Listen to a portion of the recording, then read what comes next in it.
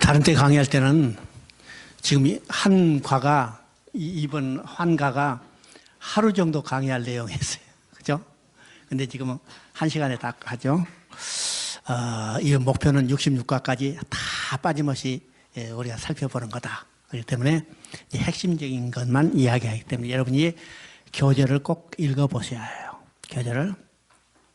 자, 우리 이가를 봅니다. 이가는 이제 3장의 내용이에요. 3장의 내용. 자, 1장에서 핵심이 어떤 것이라고 했습니까? 1장에서 핵심은 창조하신 하나님의 마음을 아는 거예요. 그죠? 창조하신 하나님의 마음은 어떤가? 자기 형상대로 지은 인간과 함께 살면서 기뻐하며 즐거워하며 그의 영광을 드러내는 겁니다.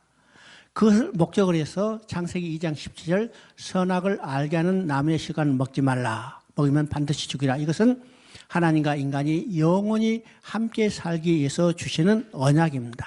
언약이죠? 그러면 인간은 반대로 하나님 주신 언약을 믿는 거예요. 믿고 지키는 거죠. 그러면 하나님과 인간의 관계는 어떤 관계예요? 근본적으로 언약의 관계고 인간의 관계면서는 믿음의 관계입니다. 믿음의 관계. 자, 이것은 이제 우리 머릿속에 정리가 돼요. 그럼 이제 3장 1절부터 6절까지를 한번 읽어봅니다. 3장 1절부터 6절만 한번 읽어봅니다.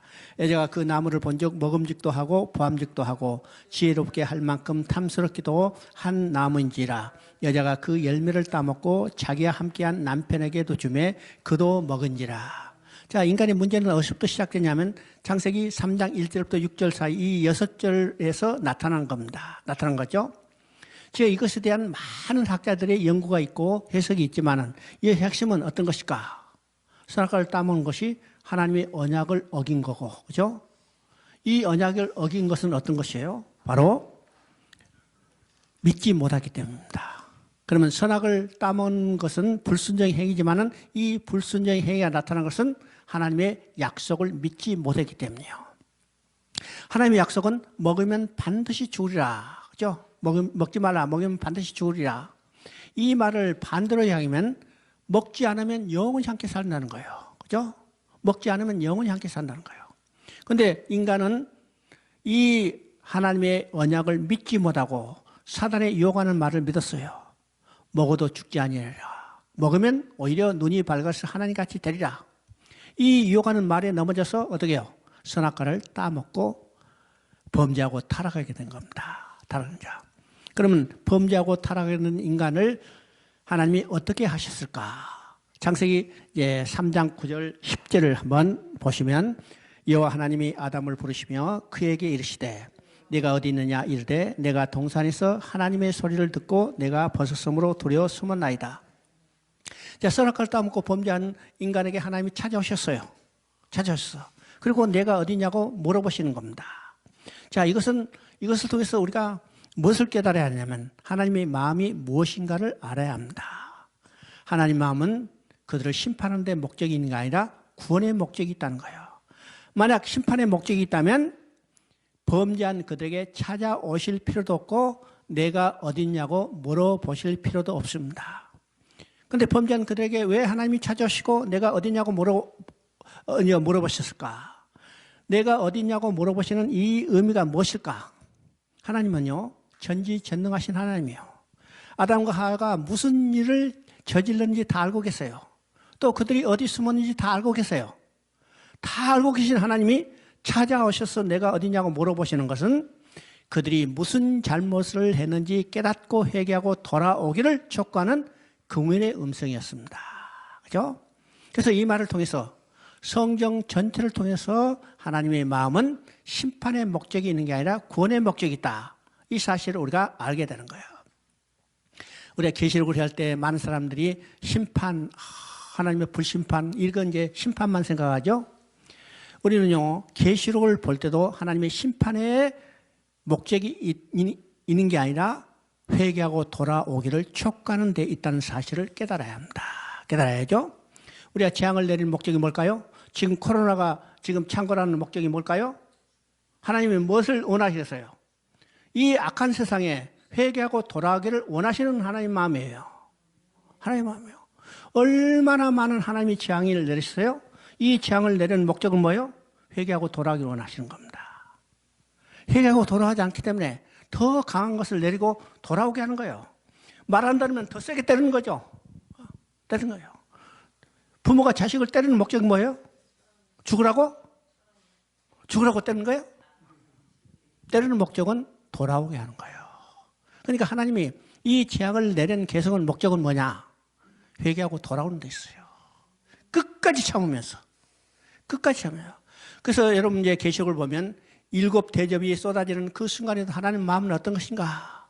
회개하고 돌아오기를 원하시는 거예요. 그런데 거기 보면 회개하지 않더라 이 말이 나오죠. 회개하지 않더라는 말이 나온 것은 회개하고 돌아오기를 원하셨던 하나님의 마음이 거기에 배어 있다는 겁니다. 그러니까 성경을 통해서 우리가 볼 수 알아야 할 것은 하나님의 심판의 목적이 있는 게 아니라 구원의 목적이 있다는 사실을 알아야 합니다. 자, 내가 어디냐는 질문에 아담이 뭐라고 답변했어요? 벗었으므로 도려 숨었나이다. 여기서 벗었다고 그랬습니다. 그럼 우리가 성경을 볼 때 지금 하나님이 찾아오셨을 때 아담이 벗었습니까? 입었습니까? 육체적으로 입었죠. 무화과 나무 잎으로 치마를 해 입었어요. 근데 하나님이 찾아오셨을 때 그들이 벗었다고 하는 말은 이건 육신적인 문제가 아니라는 거예요. 육신적인 문제가 아니고 영적인 문제고, 이 말을 다른 말하면요, 죄 지은 인간은 하나님 앞에 설 수 없다는 것을 벗었다는 말로 표현하고 있습니다. 그래서 우리 성경을 읽을 때 이 벗었다는 이 말은 중요한 개념을 가지고 있다는 사실을 알아야 합니다. 그래서 성경은 벗었다는 말과 가렸다는 말이 계속해서 교체해서 나와요. 우리 쉽게 얘기하면, 시편 32편 1절을 보면 허물을 사함받고 자신의 죄가 가려진 자의 복에 대해서 얘기했어요. 복이 있다고 했습니다. 여기서 가려진 자, 자기의 죄가 가려진 자. 그러면 왜 가려야 해요? 벗었기 때문이에요. 벗었다는 것은 죄진 인간은 하나님 앞에 설 수 없어 하나님 앞에 쫓겨났어요. 그래서 그 죄가 가려져야 어떻게 해요? 하나님 앞에 돌아갈 수 있어요. 여기서 이제 성경적 복의 개념이 나중에 이야기했지만 어떤 것인가를 분명히 깨닫게 됩니다. 가려진 자의 복에 대해서, 가려진 자는 하나님 앞에 다시 나아갈 수 있다는 거예요. 이것이 인간의 가장 중요한 복입니다. 복이죠. 그러니까 벗었다는 말과 가려졌다는 의미가 성경에서 중요한 개념인 것을 우리가 깨달아야 합니다. 깨달아야죠. 자, 계시록에서도 마찬가지입니다. 계시록 6장을 보면 6번째 인이 떨어져요. 6번째 인이 떨어지면 오늘 지금 코로나보다 더 무서운 재앙이 나타나죠. 산이 없어지고 바다가 없어지고 하늘이 두루마리 같이 아주 말려버려요. 이건 천지개벽이 이루어지는 그 순간인데, 그때 잘 살고 잘 먹던 사람들이 어떻게 해요? 산과 바위에게 우리에게 가려달라고 그래요. 여기 가려짐 있죠? 산과 바위가 가릴 수 있어요? 산과 바위가 가리면 오히려 놀려 죽어버리게 되죠. 산과 바위가 가릴 수 없는 거예요. 뭘로 가릴 수 있어요? 그리스도의 의의 옷을 입어야만 가림을 받을 수 있습니다. 그렇죠? 그러니까 여기서도 이제 누가 우리를 가리가라. 이게 가림. 그 다음에 계시록 16장 15절에도 거기에 나와요. 자기 옷을 지켜 벌거 벗고 다니지 않은 자는 부끄러움을 당하지 아니하라고 했어요. 다른 말은요, 자기 옷을 지켜 입은 자, 벌거 벗고 다니지 않은 자는 하나님 앞에 당당히 설 수 있다는 거예요. 그래서 이제 가리움과 벗음과 가리움의 개념이 나오죠. 그래서 여러분이 성경을 읽을 때 이 벗었다는 의미가 무엇일까? 바로 죄 지은 인간은 하나님 앞에 설 수 없다는 거예요. 자, 선악과를 따먹고 하나님의 언약을 어기고 이제는 죄를 범했어요. 하나님 앞에 설 수 없기 때문에 하나님 앞에 쫓겨나게 되는 겁니다. 쫓겨나게 되죠. 이제 3장 24절을 보면 이같이 하나님이 그 사람을 못 쫓아내시고 에덴 동산 동쪽에 그룹들과 두루 도는 화영검을 두어 생명나무의 길을 지키게 하리라. 여기서 이제 쫓겨남을 보게 됩니다. 그러면 선악과를 따먹은 아담과 하와가 하나님 앞에 쫓겨나게 되는데, 그럼 쫓겨나게 되는 성경적 이유가 무엇인가를 우리가 이해해야 합니다. 단순히 선악과를 따먹고 쫓겨났다, 이렇게 생각하면 하나님을 비정한 하나님으로 생각할 수 있어요. 야, 자기 형상대로서 함께 살기를 원했는데 그것이 선악과를 하나 따먹었는데 쫓아냈다. 그러면 아주 무정한 하나님으로 이제 생각할 수 있죠. 근데 왜 이들이 하나님 앞에 쫓겨날 수밖에 없게 되는가? 이 성경적 이유를 우리가 성경을 통해서 살펴봐야 합니다. 이것이 이제 고린도후서 6장 14절입니다. 고린도후서 6장 14절 한번 찾아보십니다. 너희는 믿지 않은 자와 멍에를 같이 하지 말라. 의와 불법이 어찌 함께하며 빛과 어둠이 어찌 사귀며. 여기서 중요한 개념입니다. 성경에서 아주 이제 하나님 앞에 범죄하고 쫓겨난 인간이 왜 쫓겨나게 되는가 가장 명확하게 이게 그 이유를 설명하고 있어요. 의와 불법이 함께할 수 없고, 그죠? 빛과 어둠이 사귈 수 없다고 그랬죠? 바로 썼습니다. 자, 이 말은 어떤 것까? 하나님은 어르신데 인간은 범죄함으로 불의한 자가 됐어요. 불의한 자였죠? 하나님은 빛이신데 인간은 범죄함으로 어둠이 됐어요. 의와 불의가 함께 할 수 없고 빛과 어둠이 할 수 없어요.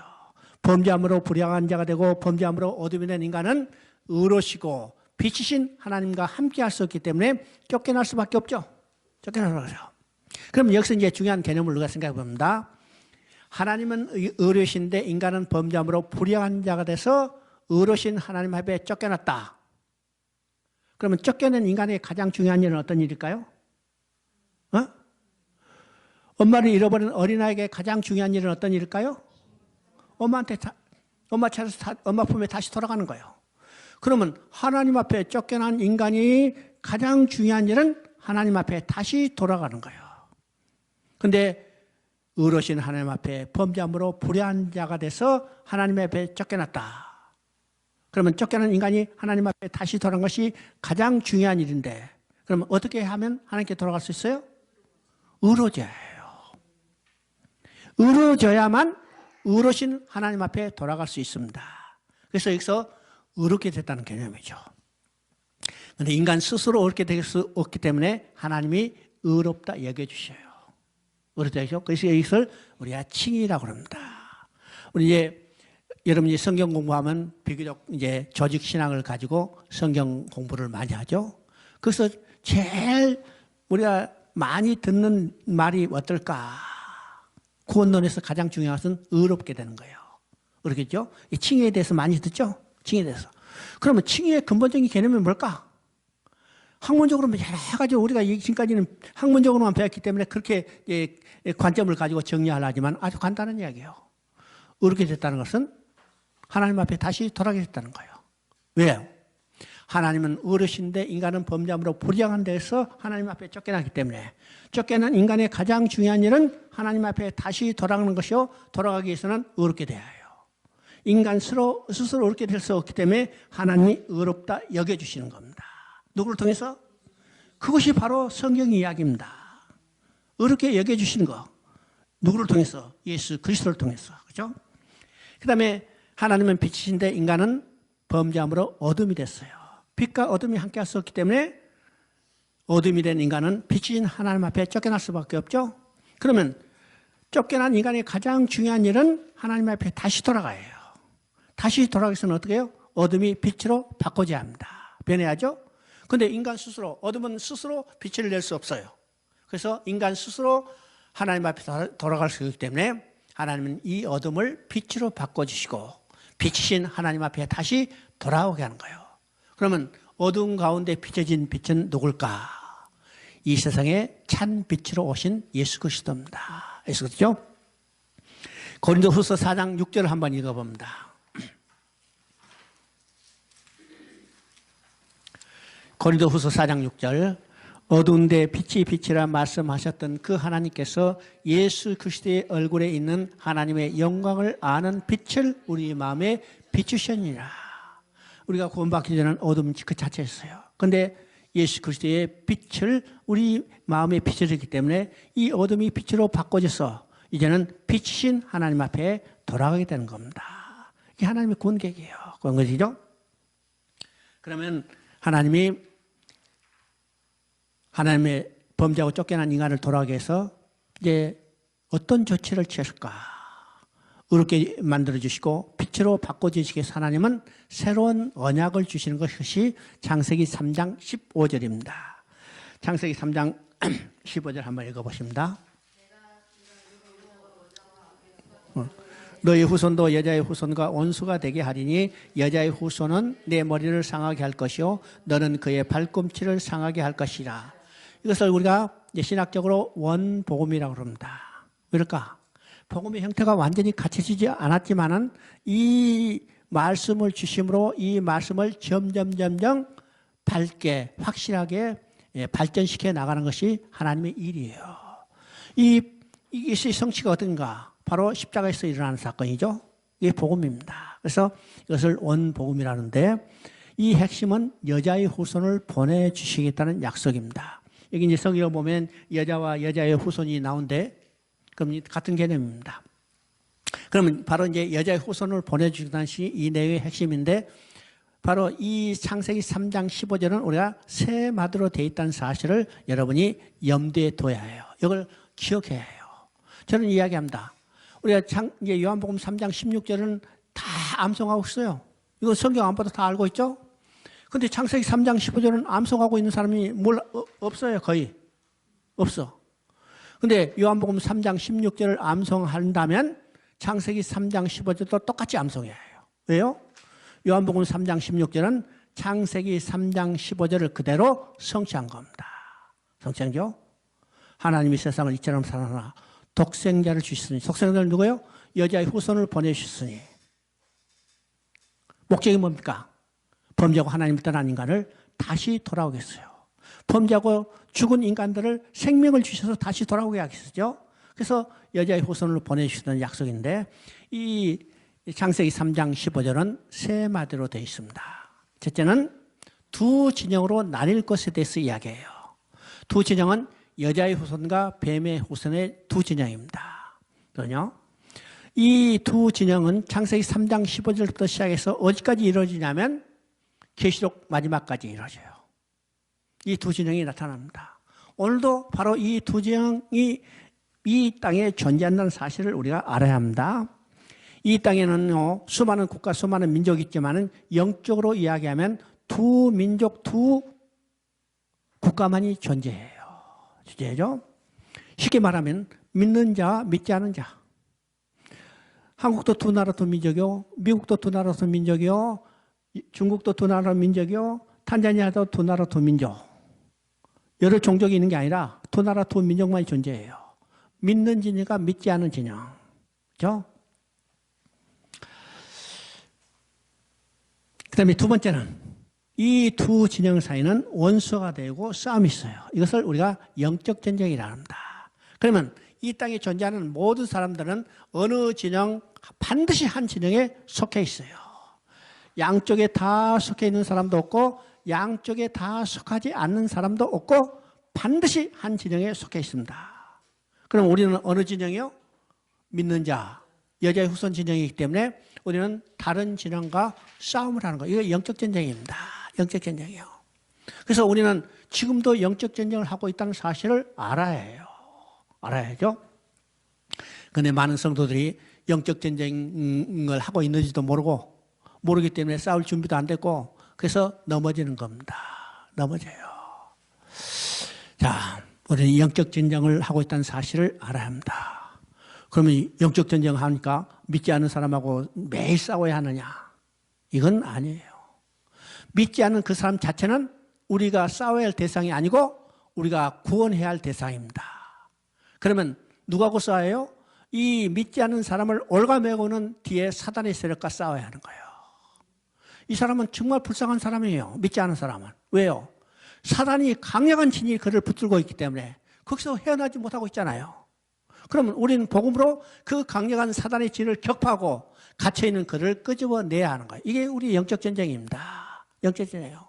믿지 않는 사람하고 매일 싸우는 게 아니고 그 사람의 영혼을 사단의 진으로부터 끄집어내는 것이 영적 전쟁이에요. 영적 전쟁.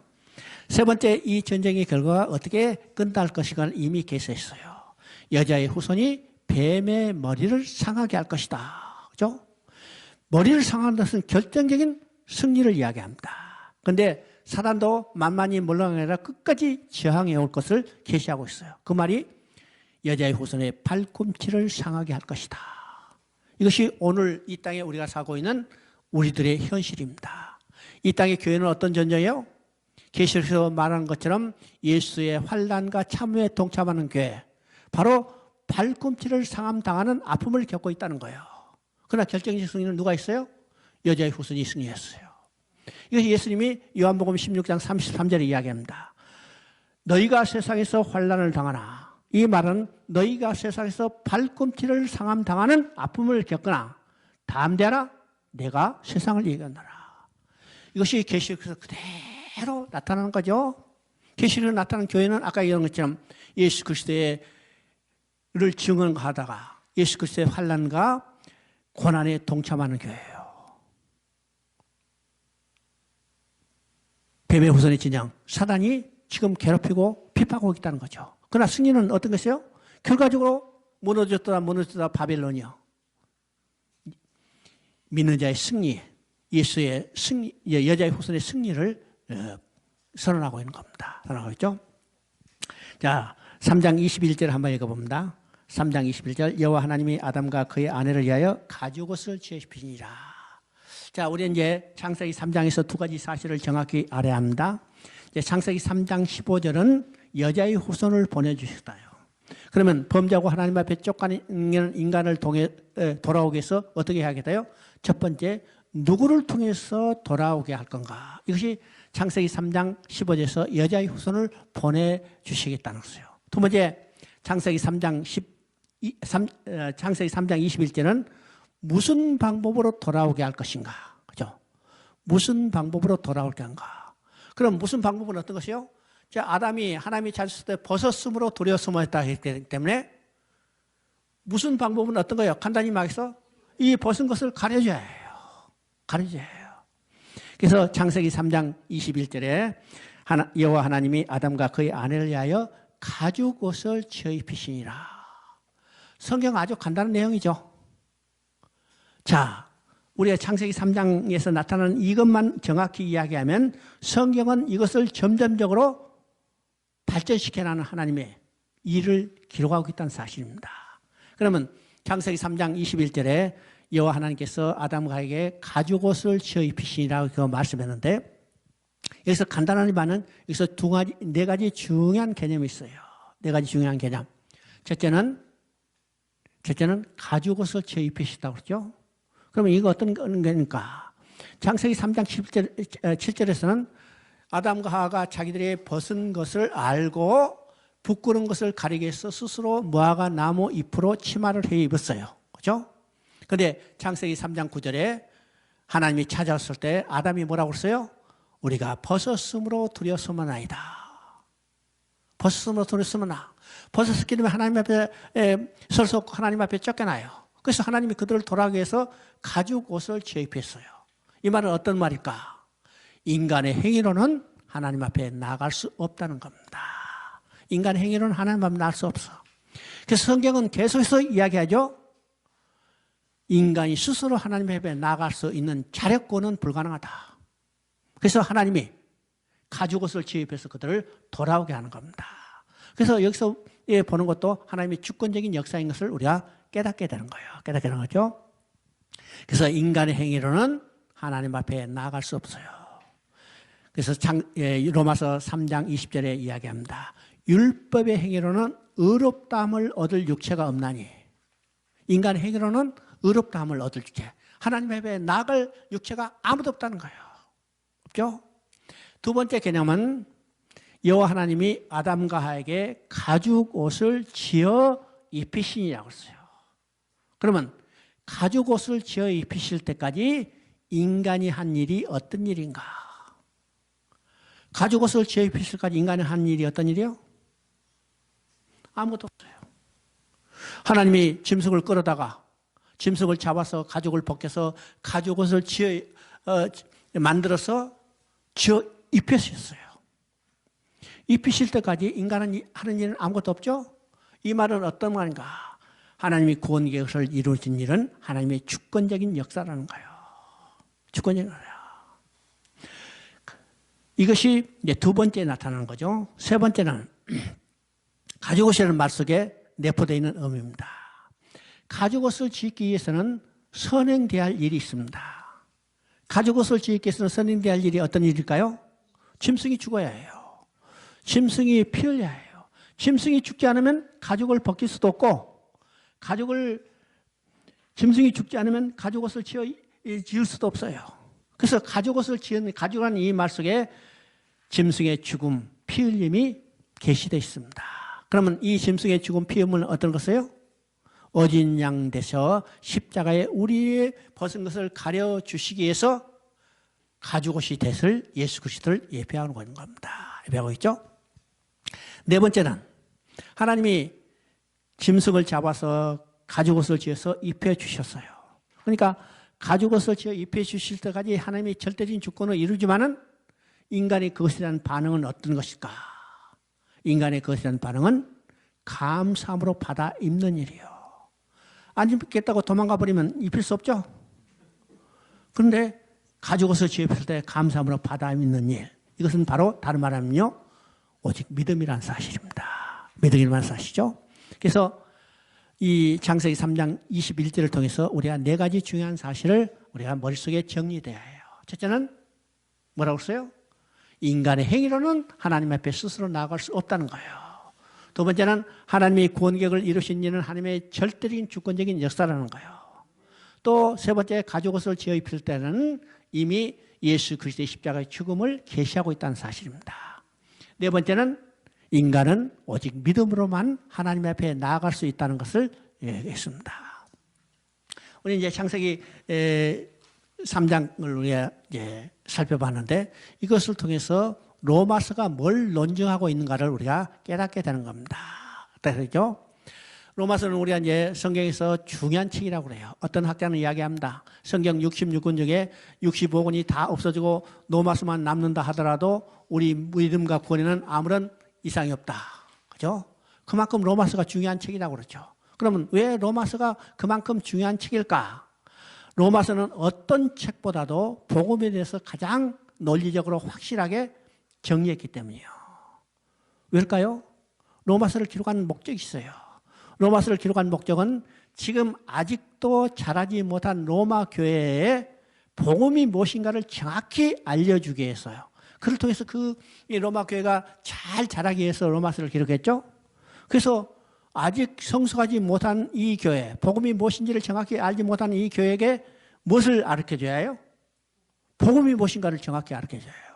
그래서 로마서를 통해서 복음이 무엇인가를 가장 논리적으로 확실하게 전개했기 때문에 로마서가 우리가 믿음과 구원의 가장 중요한 책이라고 이야기를 합니다. 그렇죠? 그러면 로마서 중에서 핵심은 뭘까? 로마서는 이제 주제가 세 가지가 있어요. 첫째 주제는 복음에는 모든 믿는 자에게 구원을 주시는 하나님의 능력이라고 그랬습니다. 복음은 모든 믿는 자에게 구원을 주시는 하나님의 능력. 두 번째는 복음에는 하나님의 의가 나타났으니 이게 로마서의 두 번째 주제예요. 세 번째 주제는 의인은 오직 믿음으로 살리라. 이것이 로마서의 세 개의 주제고 이 세 개의 주제를 논리적으로 잘 설명해 가는 과정이 로마서죠. 로마서죠. 그러면 로마서를 이게 창세기 3장 우리가 배운 대로 창세기 3장 버전으로 우리가 살펴봅니다. 복음이라고 했어요. 복음. 복음에는 모든 믿는 자에게 구원을 주시는 하나님의 능력.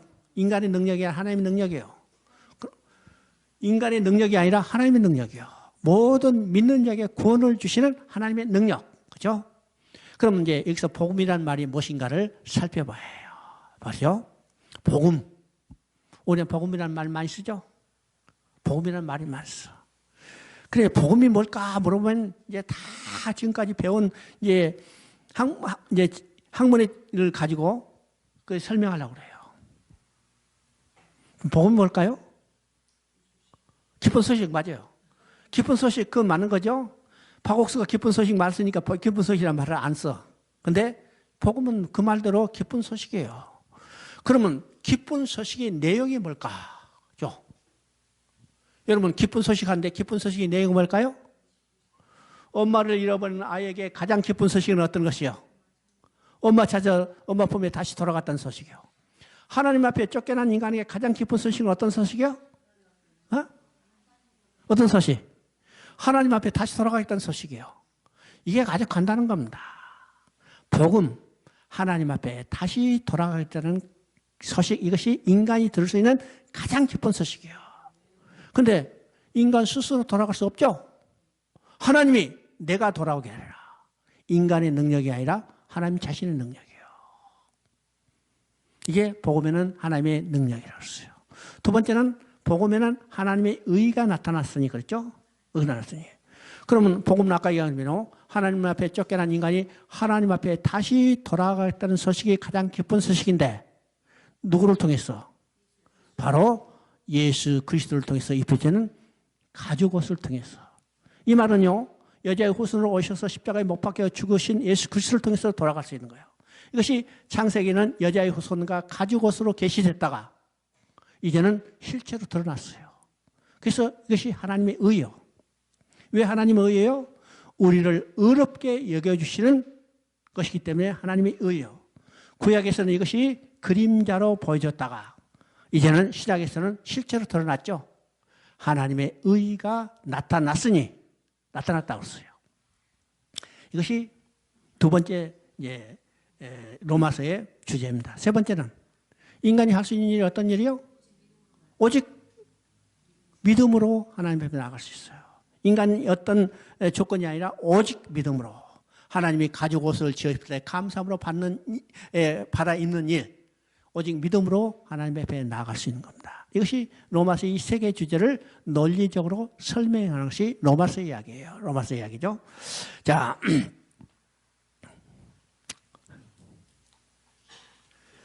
이제 창세기 3장, 창세기가 아니라 이사야 48장 11절 한번 읽어봅니다.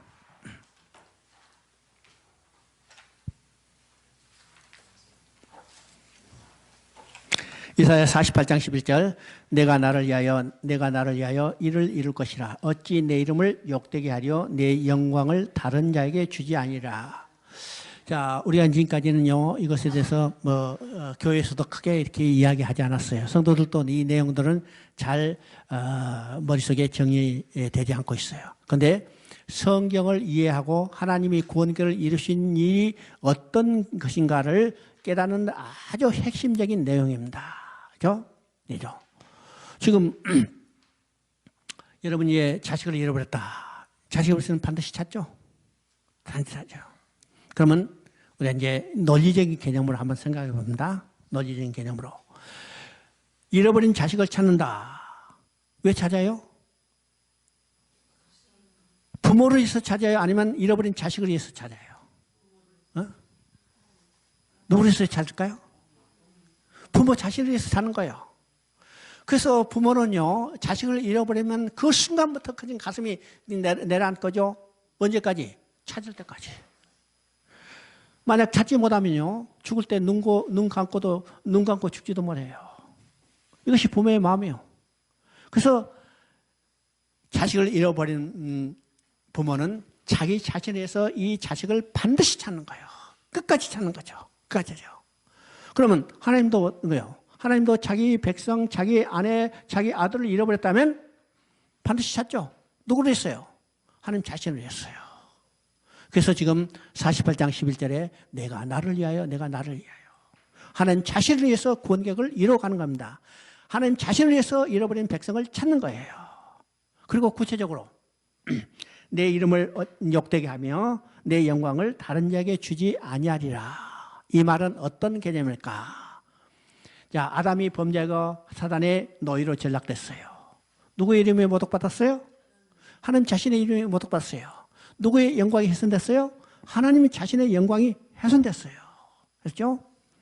그러면 하나님은 아담으로 인하여 모독받은 하나님의 이름과 아담으로 인하여 모독받은 하나님의 영광을 자신이 회복해요. 회복하겠다는 거예요. 그러면 아담으로 인하여 모독받은 하나님 이름과 아담으로 인하여 훼손된 영광을 언제 회복할 수 있어요? 언제 회복할 수 있어요? 사단이 노예된 인간을 찾아야 해요. 그죠? 사단에 노예된 인간을 찾아야만 하나님의 이름이 거룩을 받고 하나님의 영광이 회복되는 거예요. 회복되는 거죠. 그러면 하나님의 구원액은 바로 자신의 이름과 영광이 달려있다는 겁니다. 그래서 잃어버린 백성을 찾는데 잃어버린 백성은 어떻게 찾을까요? 여자의 후손을 보내서 가죽옷을 지어 입혀서만 찾을 수 있어요. 다른 말은요, 예수 그리스도의 십자가의 죽으심을 통해서만 찾을 수 있어요. 예수 그리스도의 십자가의 죽으심을 통해서만 잃어버린 백성, 사단이 노예된 인간을 돌아오게 할 수 있죠. 그래서 예수님의 죽음은 어떤 의미가 있을까? 예수님이 오늘 부활절, 내일 부활절이죠. 오늘 이제 순환주간.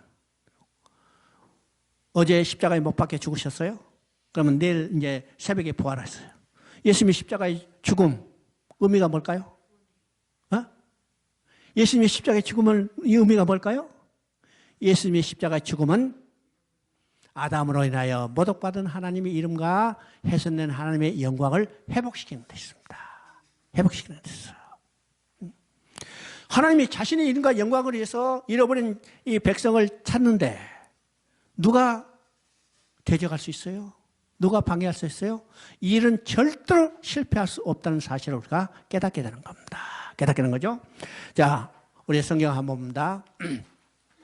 요한복음 10장 27절 한번 봅니다.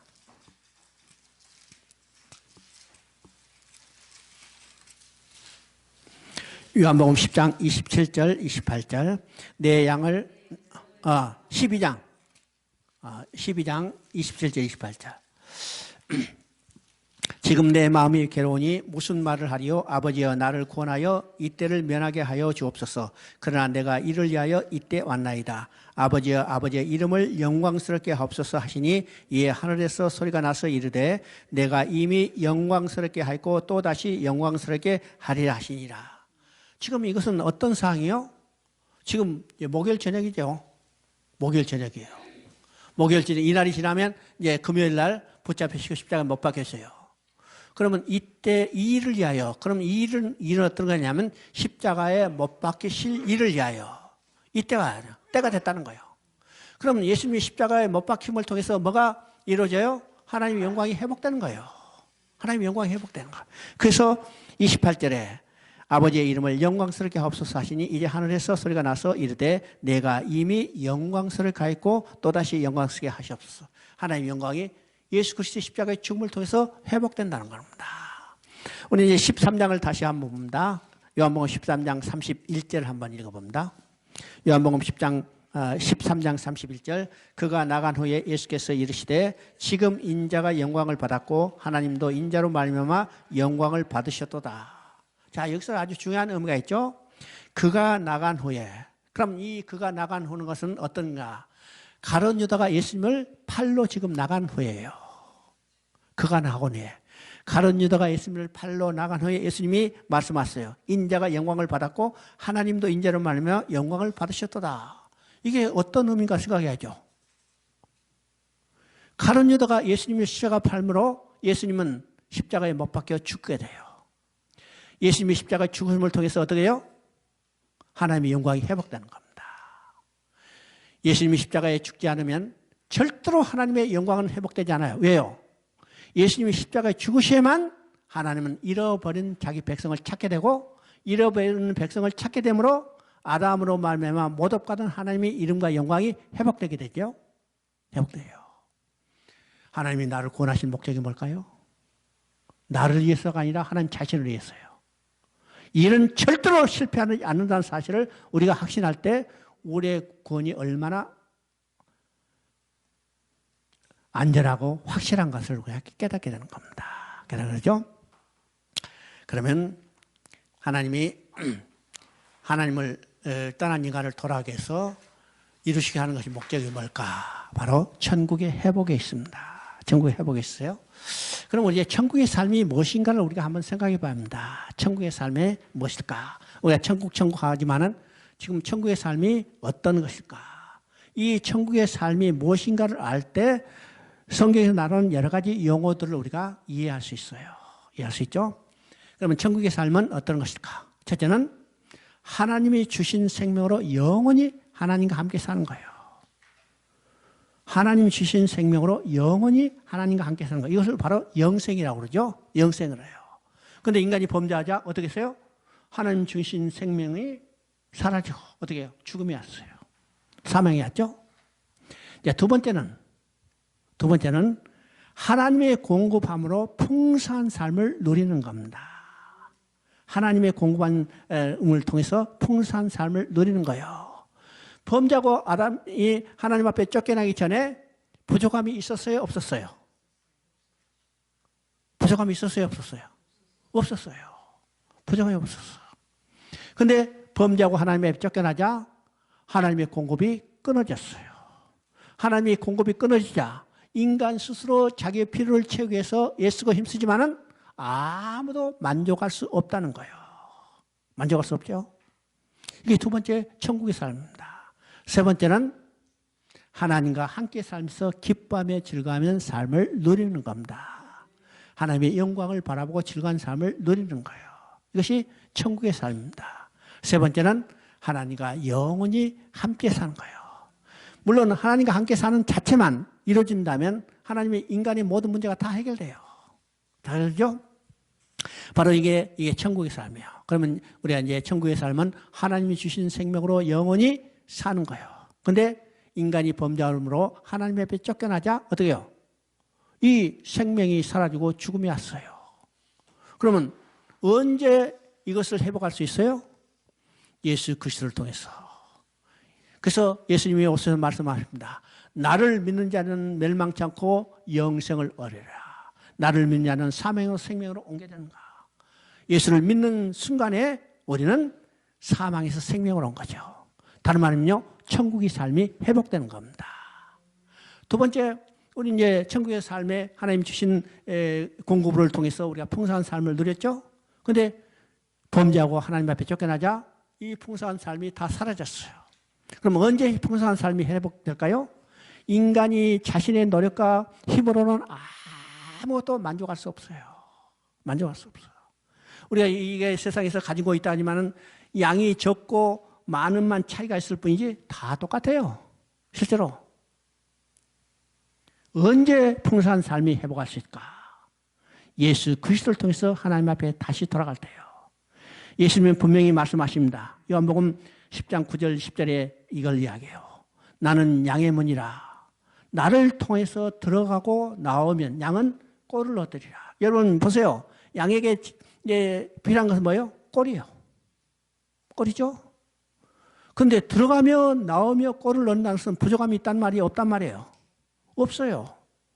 그래서 시편에서 말하죠. 여호와는 나의 목자시니 내게 부족함이 없으리로다. 풍성한 삶이요. 그 10장 10절에서는 이것을 더 구체적으로 해요. 인자가 온 것은 양으로 하여금 생명을 얻게 하고 더 풍성케 하려니라.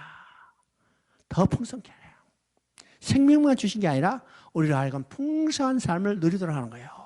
이게 하나님께 돌아가면 우리는 풍성한 삶을 회복하는 거예요. 세 번째는 하나님과 함께 살면서 기뻐하며 즐거워하며 그의 영광을 드러내는 거예요.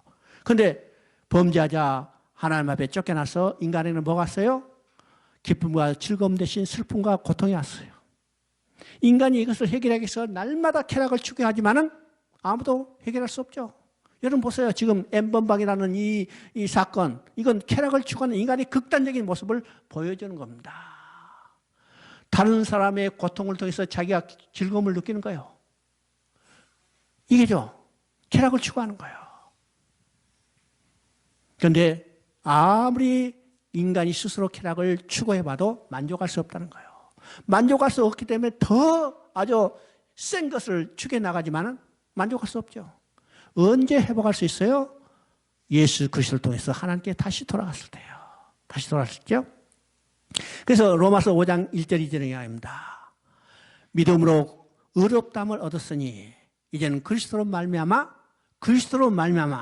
하나님과 화평을 누리고 은혜의 보좌 앞에 나가게 되고 하나님의 영광을 바라보고 즐거운 삶을 누리니라. 예수 그리스도를 통해서 하나님께 돌아갔을 때 우리는 천국의 삶을 회복하는 거예요. 그리고 하나님과 영원히 함께 살겠죠. 이것이 요한복음 이제 계시록 21장에 하나님과 함께 사는 것이 완성됐다고 선언하는 겁니다. 선언하는 거예요. 그래서 우리의 천국의 삶이 무엇일까? 그 의미를 우리가 이제 하나하나 생각해보고 성경은 바로 예수 그리스도를 통해서 그것을 완성한다는 것을 선언하게 되는 겁니다. 선언하죠? 자, 쉬었다 합니다. 5분에 시작할 테니까.